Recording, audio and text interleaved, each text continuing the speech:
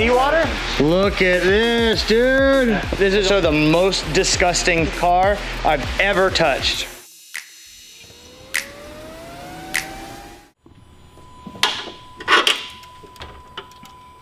Okay, yeah, you should be good to crank with no fuel. I'll just do maybe 10 seconds at a time. Even 5 is okay. Okay, all right.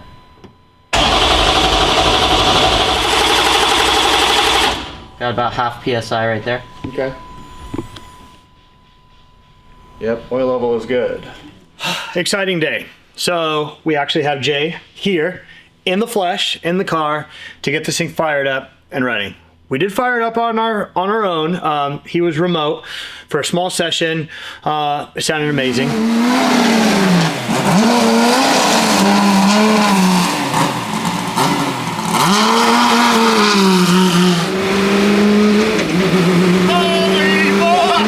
This thing had some oil leaks, so we took the engine out, fixed oil leaks, put the engine back in, got everything done. Water filled. I wanted to change a coolant line on the front. I'll show you.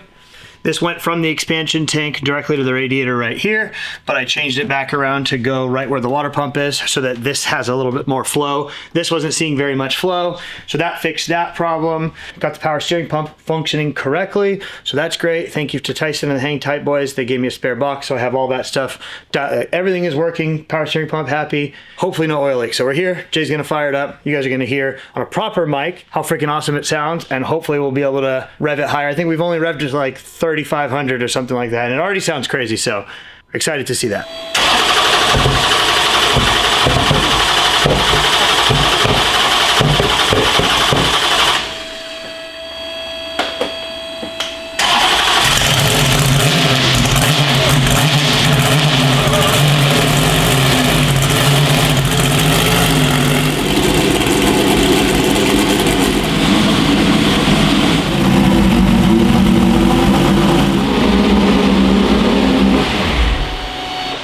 So I'm looking for like any sort of oil leaks.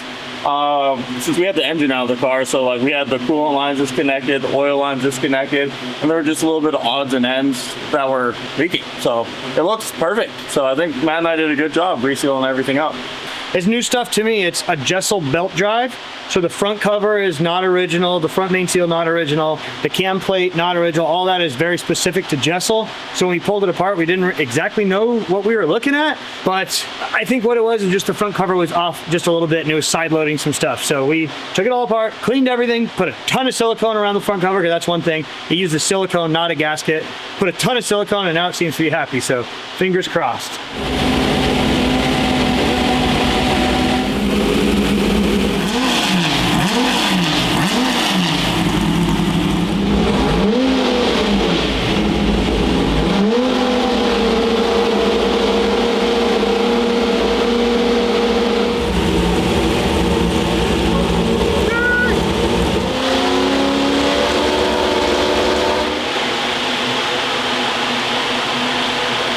So as the RPMs increase, we're having to close the throttle blades to get it to represent or behave more like a normal vehicle. You're literally cracking. You don't want to be able to. You don't want to crack the throttle at 3% and this thing going 100 miles an hour. Yeah. You know, it's going to end up doing. You know, it's going to do that. So you don't want to. I mean, you know, if we want to just get on the dyno and see what it does, you know, with this header, we can do that.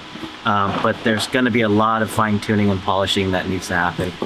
No doubt, you're going to have to go to the first track day, and you know, there's even before that. Right, just driving around.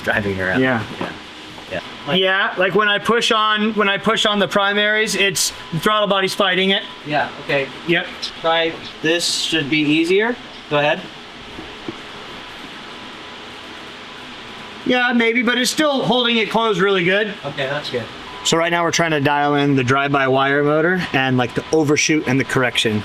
The new G5 has feed forward table that helps the drive-by-wire motor like overshoot and compensate, and how much duty cycle the drive-by-wire motor has. So it's a lot going on for me to understand, if I'm being honest. So my job is back here looking at the butterflies to see how much it's opening, and if it is opening, is it overshooting and catching itself and compensating. But we're dialing in that table right now, but this is all new stuff to the G5, so pretty cool stuff from Link on this. Feel this. That's just like through that's the primaries. Let's just try this. Yeah. And see how it holds up. Okay to fire? I see actually a little puddle of something. Okay. Check. Yeah, right here. Right. Look right here. Good. Yeah.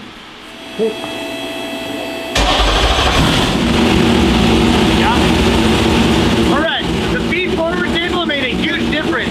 Now it's not overshooting and trying to run away. Now he's actually crisping up the throttle so that it's even more responsive. Lots of technology.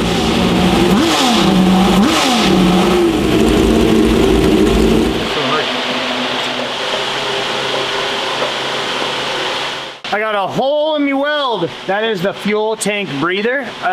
So when you fill the fuel in this car, it has a check valve that shuts off the fuel. So even if you have fuel coming in, it'll stop it from filling and the vent will block itself so it doesn't overfill out of the vent. And this tube is just for it's like a catch can basically. And I have a weld that I didn't weld very good because some ethanol started leaking out. And the worst part is it fucked up the paint. That's the paint up. All right, big day today. Pulling the C8 off, gonna bring it to the dyno. Definitely nervous, that's for sure.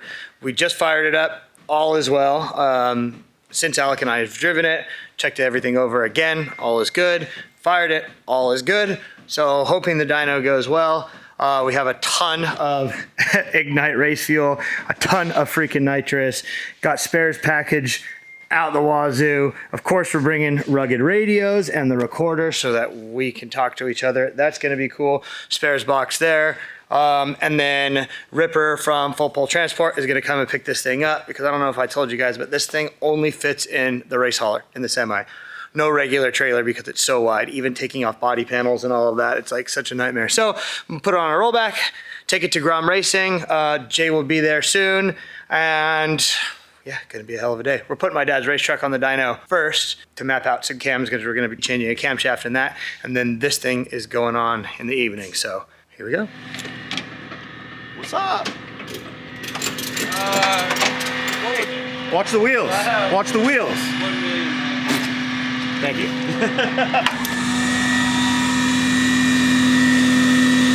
How much is Matt paying for this shit? You guys get paid? It says football right there. Oh, dude, you're like a title sponsor.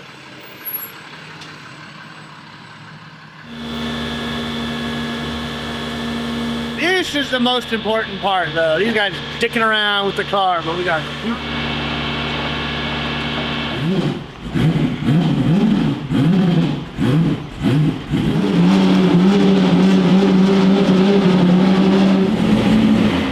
time. Dad's truck done. Picked up like 100 horsepower, tweaking some stuff, and we have a good idea of the camshaft curve. That was the goal. That was why had my dad's truck on right before this. Now it's time to hook this freaking thing up and go. So Jay, is there anything going into this that you're looking for? We're in such early stages right now. What we want to do is see if we can improve upon the cold start, warm start. Once we finish up with that, we're going to put a very light load on the dyno and clean up the fuel and the ignition timing curve. Then once that feels good, sounds good, we'll start stepping up on the throttle. Once we discovered this, headsets on the dyno, I was like, we're so stupid for not doing this for the past 12 years of our lives.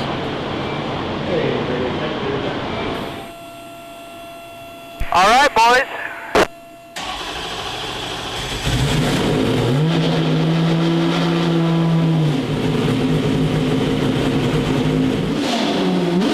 Oh, yeah. Are you gonna place some bets on what we're gonna make here on the first hit or what? 50 horsepower.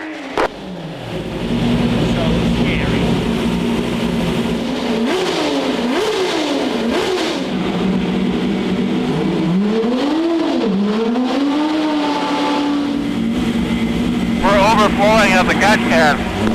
Oh, the gearbox. Yeah, gearbox got a little warm here. I think I'm gonna gonna try like a 50% throttle sweep and then go up maybe every 10.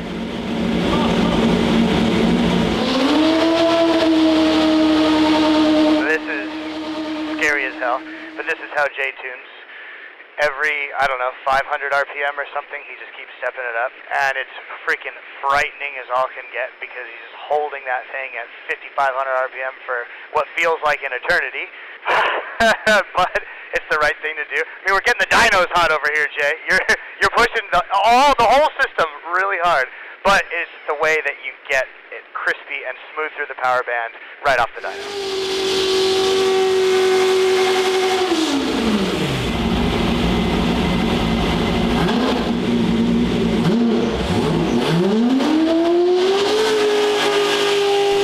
So far, so good. I think this motor makes quite a bit of horsepower, and we're starting to not overwork, but starting to heat up the dyno. So, good thing was we caught a slight overheating issue, but I think Matt solved that. The guys I think are looking at the rear axle, might be loose or something like that. So they're just double checking, making sure all the nuts and bolts are tight. I probably have another like 5 or 10 minutes before doing a wide open throttle pull. Cool. So, getting there, making progress. What's your pizza rating? 7.8.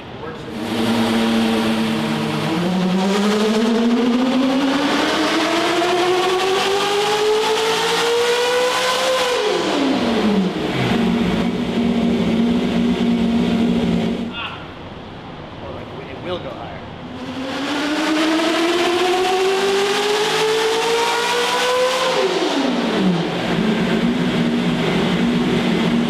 Now we're finally getting into the pulls, but we're still very much stepping into it. So it's pretty rich. The throttles are only opening at like 60%. I think this is 70% throttle there. And Jay's finally starting to pull some fuel out of it. And we're starting to see some good power. So just did 700 wheel right now at only, I don't know, 7,200 RPM. How much are 7,600 RPM. So we have a long way to go. And it's looking good.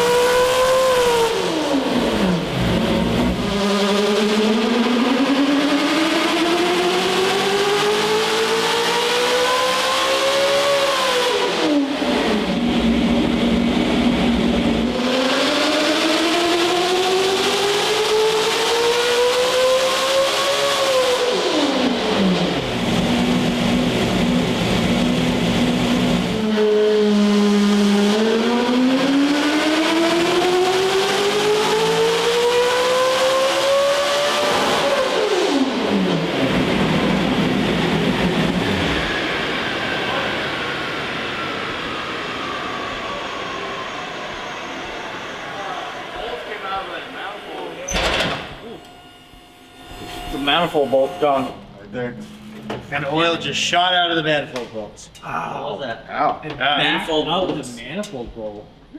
Is that normal? Yes, they're blind. Oh. So that's the oil pressure. That's oil Oh, pressure. dude, it fucking totally spit that bitch. Yeah, it's right there on the valve. Yeah. Okay, so why did all of a sudden we have 82 pounds of oil pressure on that run? What? 82 pounds of oil pressure. How is that possible? Full pull. Not exactly making the power that we want. 730 wheel. Pretty damn impressive for naturally aspirated. I think it has 800 in it for sure. Need to look into, I have a new dry sump pump that's supposed to create new vacuum. It just didn't come in time and I need to make a special fitting for it. We'll actually see negative vacuum in the crankcase. Right now we're seeing like 1 or 2, like a pound positive. So that's definitely not good. And then on the last pull, an intake manifold bolt backed out. This thing's got vibration and oil squirted out of it. So we have the other head here sitting on the bench so that we could kind of investigate and figure out why. But it's happy, it turns 9,000 RPM. The valve train is stable. The cam seems to be spot on to what we need. So all good positive things. And I have the next thing, like I have the next step. Nitrous config didn't go exactly as planned, so Jay was just like, especially with all these things, he's like, let me spend some time, figure out how to make sure that it's happy before we come back and do some nitrous hits. So there's a lot of power on the table, but we're just gonna have to wait and see. Till then, we gotta go home, clean up this freaking oil that sprayed out of this bolt that backed out of the intake manifold. I know, I'm as confused as you guys, and go from there. But she's still together, and I was so worried about this thing at 9,000 RPM, and now I'm not, so that's good.